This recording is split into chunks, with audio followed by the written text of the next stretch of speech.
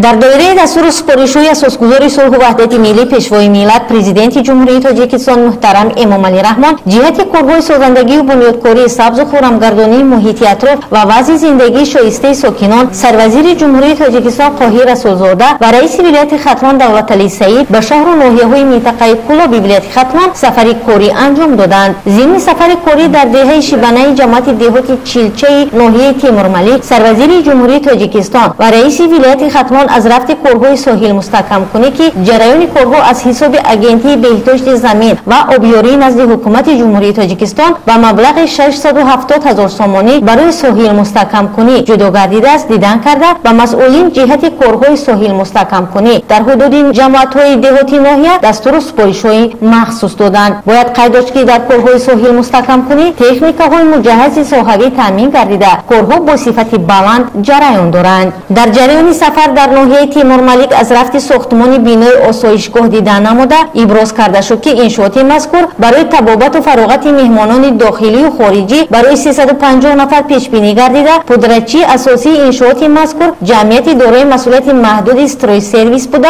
انشاءات مذکور با طرح نو زمانوی طرحریزی شده تا عین زمان به مبلغ 5,689,000 صرف شده. کارهای ساختمانی با سرعت ادامه دارد. انشاءات مذکور از 4 بلاک و 7 آشیانه عبارت بوده. در کارهای ساختمانی 54 نفر شهروندان ناحیه با جای کاری موسمی و معاش خوب تامین میباشند. بعد از استفاده دادن بینای مذکور 50 نفر شهروندان با جای کاری دائمی و شرایط خوب تامین میگردند و مهلت به استفاده دادن انشاءات تا آخر سال 2024 به نقشه گرفته شده است. طبق نقشه چاره‌بینی‌های مقامات اجرایی حکومت دولتی ناحیه تیمورملیک بخشیده به جشن 35 سالگی استقلالیت دولتی جمهوری تاجیکستان با مبلغ گذاری بانک رشد و با دستگیری وزارت معارف و علم جمهوری تاجیکستان مؤسسه تحصیلات میانه عمومی رقم 22 در جماعت دهات تنابچی دهه نوبنیاد تنابچی بالا عبارت از یک بینای دو آشیانه دارای 10 صنفخانه تعلیمی برای 240 نفر خواننده در یک بس با مبلغ 3,398,000 سومانی ساخته شده مورد استفاده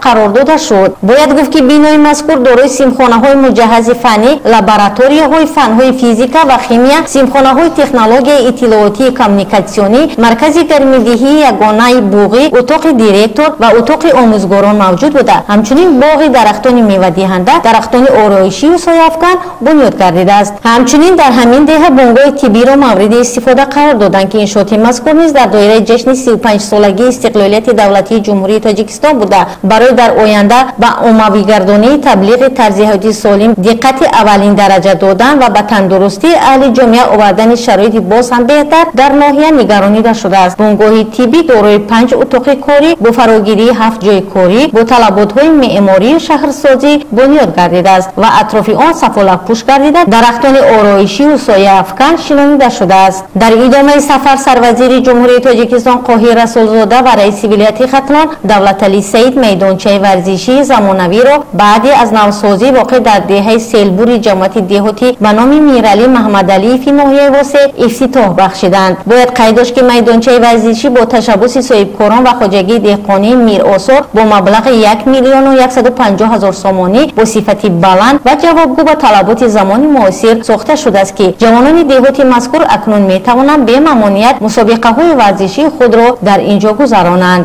در دایره سفر از رفت کارهای ساختمان آب انبار سیلبور واقع در دهه سیلبور جماعت دهاتی میرعلی محمدعلی که انشاءات مذکور بهر عملی نمودن تشبث نجیب پیشوای ملت پرزیدنت جمهوری تاجیکستان محترم امامعلی رحمان به افتخار جشن 35 سالگی استقلالیت دولتی جمهوری تاجیکستان که از جانب جمعیت سهامی شده تاجیکس گیم با مبلغ 1,200,000 دلار با صفت بلند و جوابگو به طلبات زمان معاصر کارهای ساختمانی ادامه دارد دیدن نموده و مسئولان و ساختمانچیان جهت به طلبات زمان معاصر ساخته به استفاده دادن این آب انبار دستورات مشخص دادند. همچنین در کوچه به نام سلطان کبیر جماعت شهرکی هولبوک کارگاه خرد استحصال میبل را افتتاح بخشیدند که انشاءات خرد استحصالی نیز در دایره جشن 35 سالگی استقلالیت با تشبث صاحبکار وطنی شهباز عارف با صفت بلند و جوابگو به طلبات زمان معاصر ساخته شده است. کارگاه خرد استحصالی میبل در مجموع زیاده از 6 نفر ساکنان محلی با جای کاری دائمی تامین گردیدند.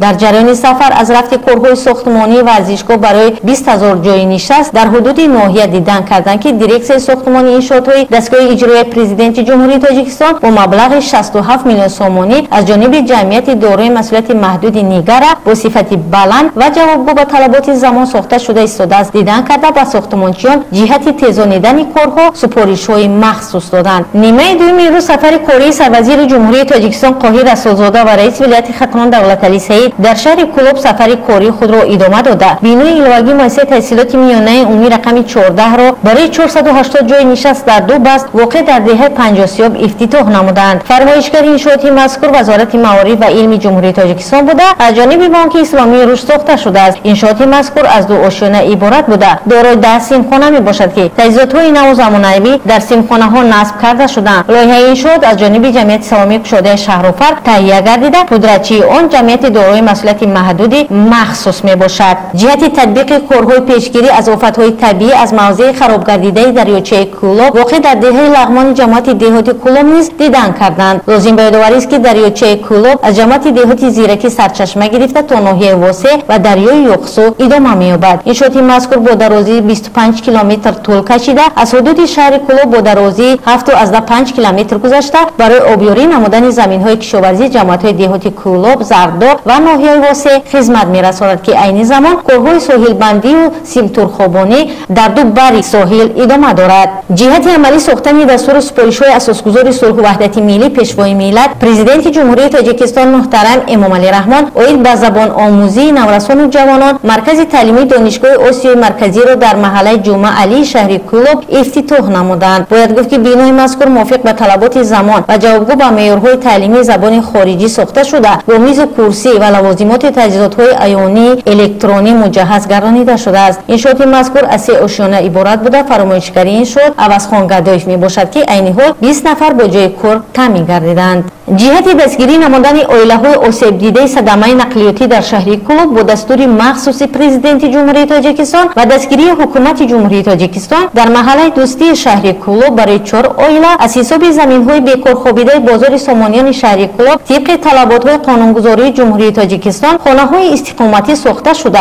با اشتراک سروزیر جمهوری تاجیکستان و رئیس ولایت ختلان مورد استفاده قرار داده شدند. باید گفت که خانه‌های استقامتی با طرح نو و زمانوی ساخته شده با تمام لوازمات روزگار تامین کرده شدند که این تحفه از جانب پیشوای ملت و آسیب دیدگان شهر کولوب به حساب می‌رود. خیرین سامرودزاده، محمد میرزا، منطقه کولوب، اخبار.